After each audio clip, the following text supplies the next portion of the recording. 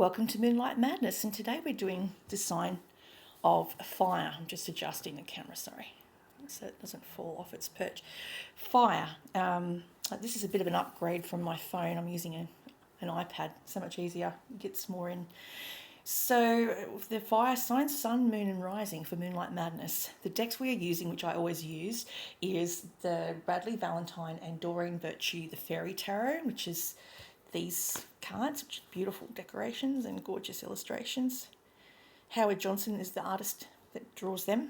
I always say a nod to the artist because they're the reason I even pick up the cards in the first place. I have to be attracted to it visually in order for me to actually want to play with it or do readings with it.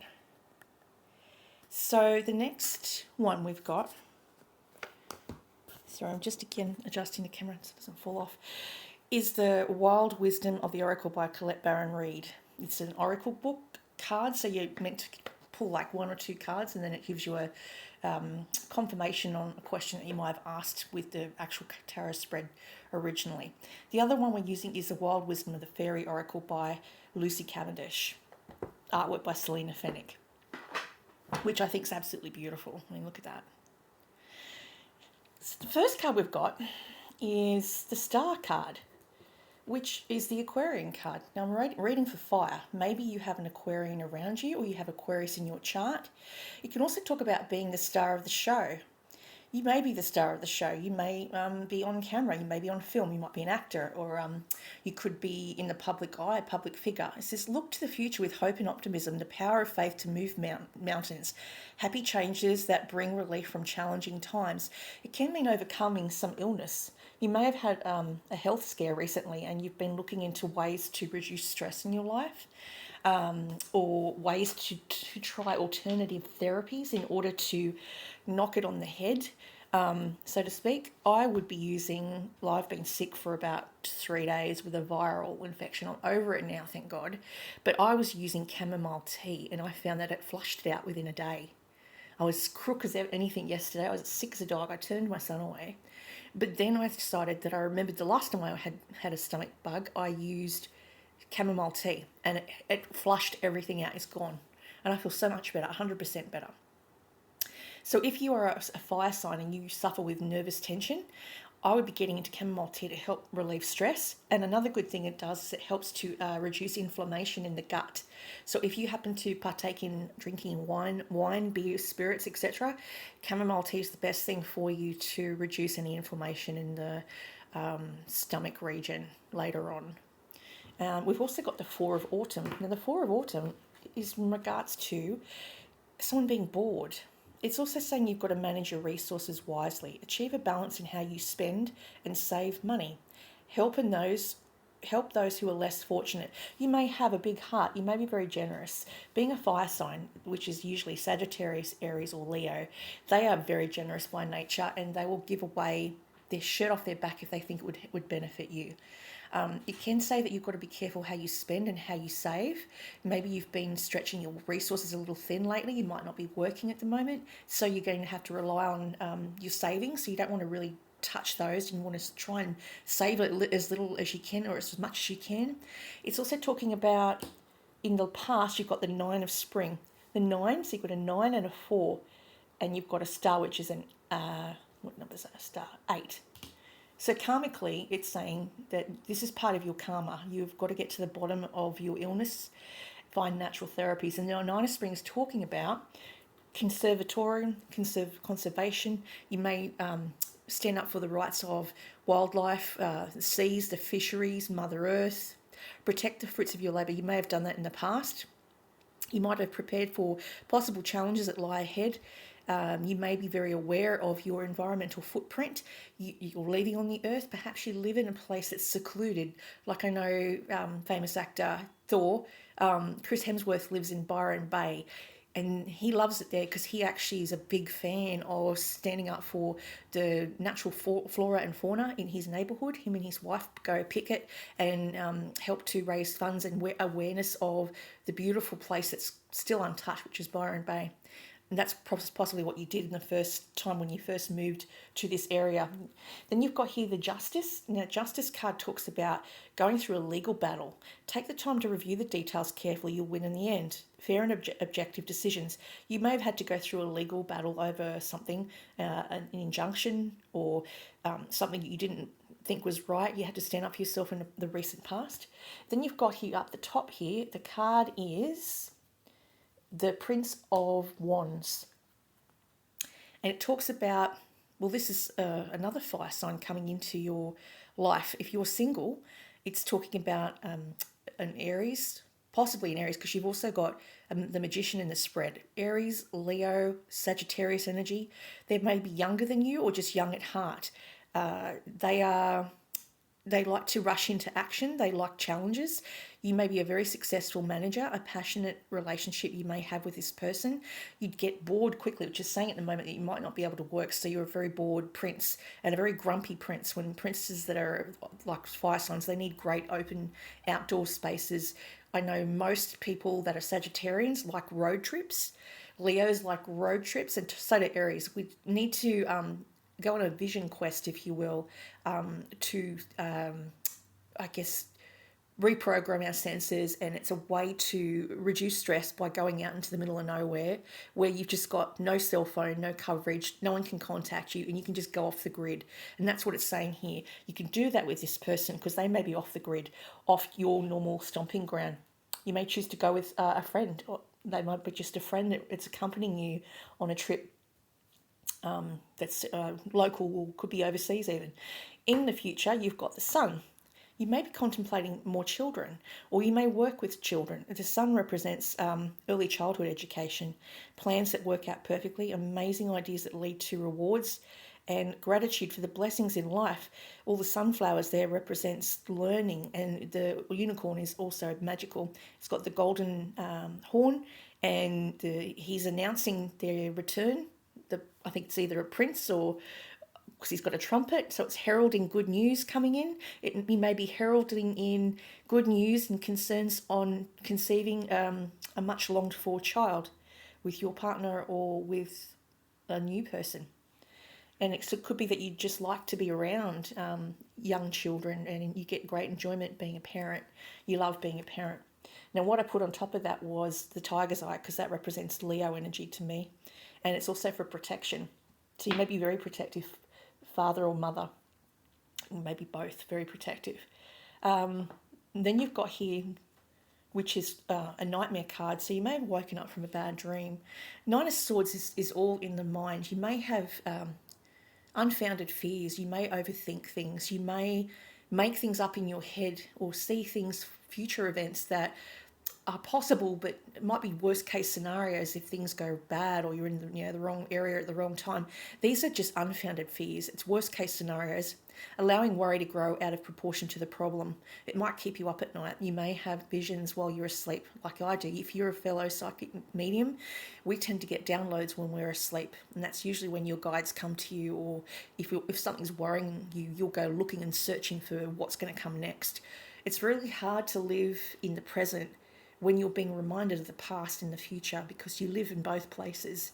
The Time Traveler's Wife is one of my favourite books, and the reason I like it is it talks about him being not really anywhere. He's in the past, he's in the present, and he's in the future, but he goes between three different virtual realities. Pretty much he's in the 5D, the 3D, he flips between the two, and it's because of his emotions that send him to areas that draw him to places, because he's meant to meet someone important or witness something, or I don't know, run away from something. But it's like, yeah, he's not here or there. He's in the past, present, and the future.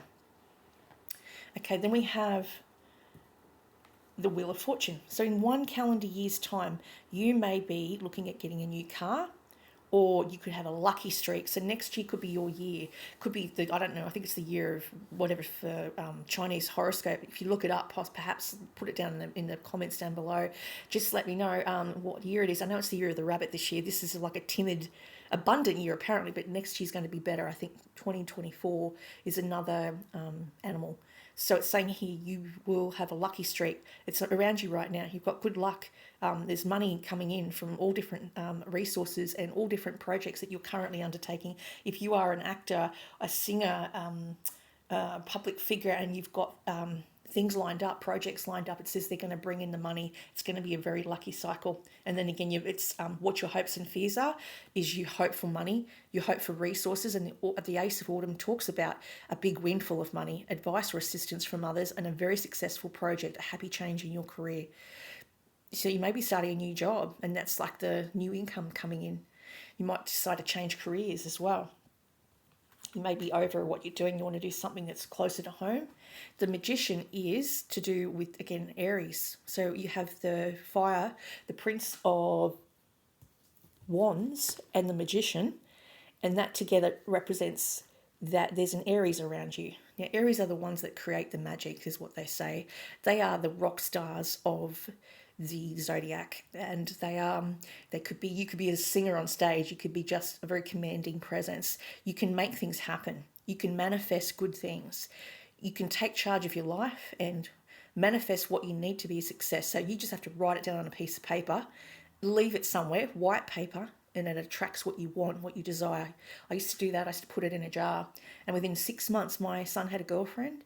My other son did really well at school because this is what I was wishing for them, and I met someone at the time. So all the things that I asked for, law of attraction, some people are really naturally gifted at doing those things and bringing in what they need. So that's what it's saying there.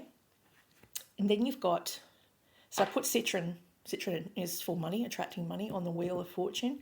The other cards I pulled is, these are from the Wild Wisdom, the Wild Wisdom of the Fairies. Now I've got here, the first card I pulled was once was innocent. Maybe you're sad that your children are starting to grow up and not need you as much, and you want to hold on to their childhood. It might be really hard for you to let them explore the world that we are in because you are scared that they will fall or they will falter. But trust that they will have experience by learning through mistakes and failures. That's how we all learn. So it says here, if you are courageous, you can now become who you truly are on a magical level. When you accept this part of who you are and accept that this magic you have experienced is natural and good, you will grow stronger, more fearless, more calm, more effective, and you will draw to you the people who can echo back to you these truths that you have found. You will no longer mind not fitting into a realm that you always feared living in, and you will know that you can find your own path, tangled and wooded as it may be. You can no longer deny that you have seen, heard, felt and touched and been touched by. You know magic is true and real, and the wonderment is your path from this time forth. So what to do? Ask for help, seek advice, consult people who have similar knowledge and experience, surround yourself with knowledge, and know that innocence is not lost and that your beliefs are not naive. Your wisdom is now telling your truth and acknowledging your existence. So that's good. If you don't know anything, research it. Find other alternative therapies. Then you've got here the story keeper. Tell your story, your legacy, write your wisdom. Write down how you got to be successful. You know, there could be some other up-and-coming entrepreneurs or actors or writers or painters or singers that want to know how you got where you are so fast. 4, shared knowledge is a good thing. It leaves a legacy behind for others who are struggling. And maybe your struggle and how you write about what you went through will give them a guidebook on how to get through what they may be also experiencing in life.